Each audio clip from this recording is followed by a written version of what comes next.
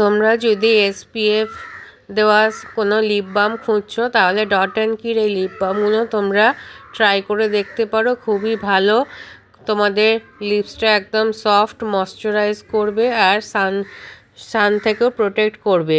এর 7টা ভ্যারিয়েন্ট আছে, তোমরা যে কোনো ভ্যারিয়েন্টই ইউজ করে দেখতে পারো। সবেতেই তোমরা টিন্ট পাবে, কিন্তু একটাতে তোমরা টিন্ট কোনো পাবে না, সেটা হচ্ছে ম্যাঙ্গো প্যাশন।